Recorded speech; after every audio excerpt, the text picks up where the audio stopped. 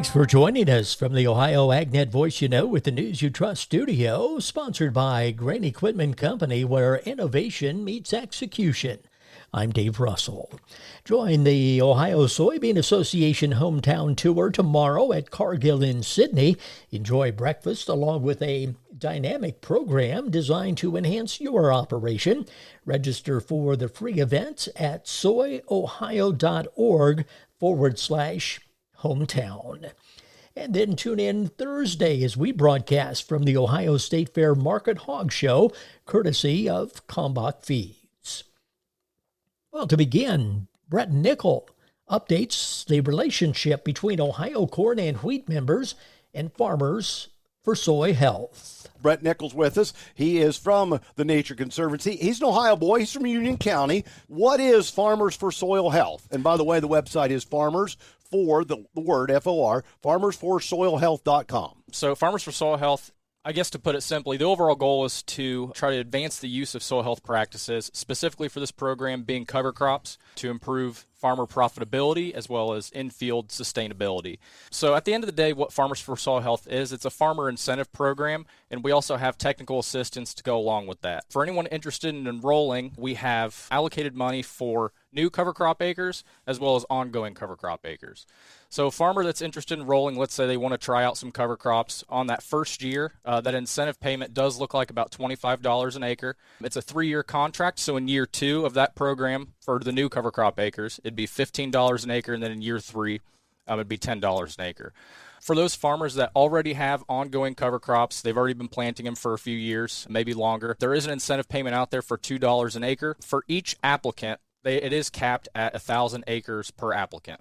That's including the new acres and ongoing acres as well. So when you look at the big picture, you've identified as probably an organization looking at several programs to try to say, all right, if we're going to go out and put our name on this, how's it going to benefit? Farmers do have benefits from it. In addition to money, we can look at the other sides of the soil health. Brent, how can farmers here in Ohio get involved? Yeah, it's a great question. I guess the simplest way to go about it, if you just type into that Google search bar, farmersforsoilhealth.com, should be that very first link. If you click on that link, it'll tell you pretty much everything about the program. There'll be some contact information on there, and then a big blue bubble that says Enroll Now.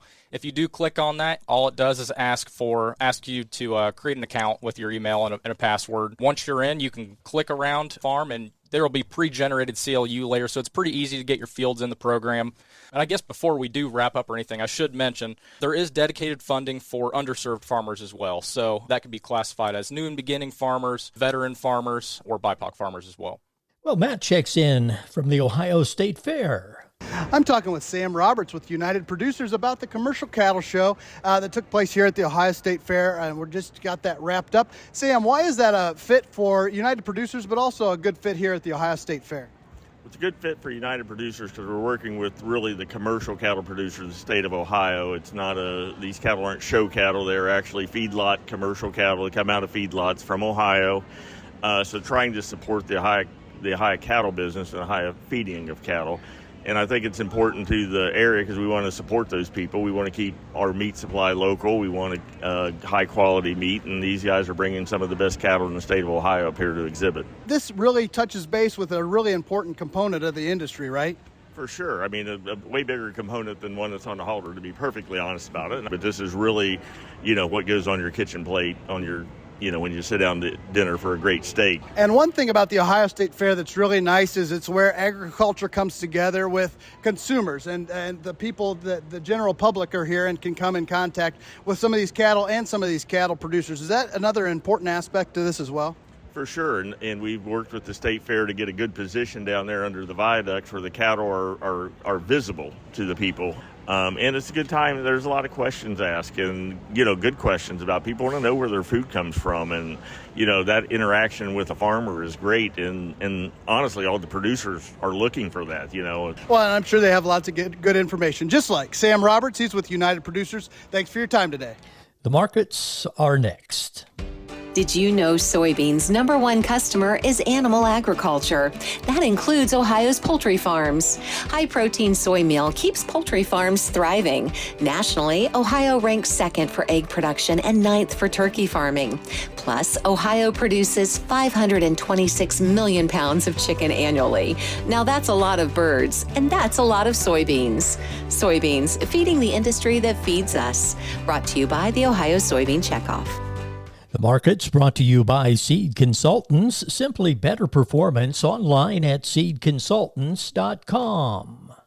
At the Board of Trade, September corn $3.96 1/4, up 1 3/4. December corn $4.12 1/4, up 2 1/4. August soybeans $10.54 3/4, down 22 3/4. November soybeans $10.39 1/2, down 9. September wheat $5.31, up 7 1/2. At the Mercantile Exchange, August cattle $186.97, down $1.60.